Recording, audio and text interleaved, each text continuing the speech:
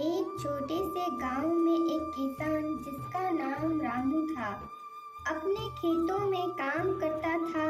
रामू मेहनती और ईमानदार किसान था, लेकिन उसके पास ज्यादा संसाधन नहीं थे। उसके पास सिर्फ एक पुराना बैल जिसका नाम मट्टू था और एक छोटी सी फसल की भूमि थी। रामू दिन रात खेतों में काम करता, लेकिन कभी-कभी उसकी मेहनत का सही फल नहीं मिलता। फसल की कमी और गांव में सूखा भी एक बड़ी समस्या थी।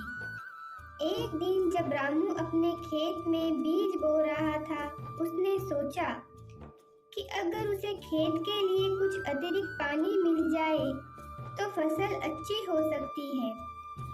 उसने गांव के पुराने पुस्तकालय में जाकर एक पुरानी किताब देखी जिसमें पानी इकट्ठा करने और सिंचाई के लिए कुछ खास तरीके बताए गए थे।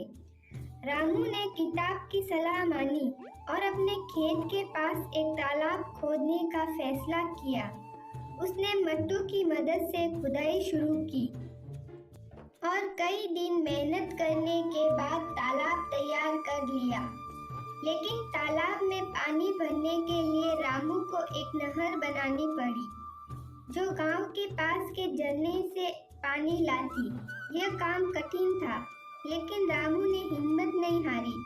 गांव के लोग उसकी मेहनत देखकर प्रभावित हुए और कुछ लोग उसकी मदद के लिए आगे आए।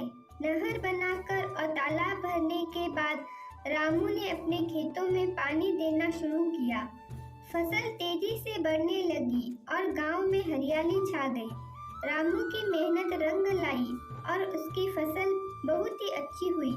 गांव के लोग रामू की सफलता से बहुत खुश हुए और उसकी मेहनत की सराहना की। उन्होंने तय किया कि वे भी खेतों में पानी की बचत और अच्छे कृषि तरीकों का अनुसरण करेंगे।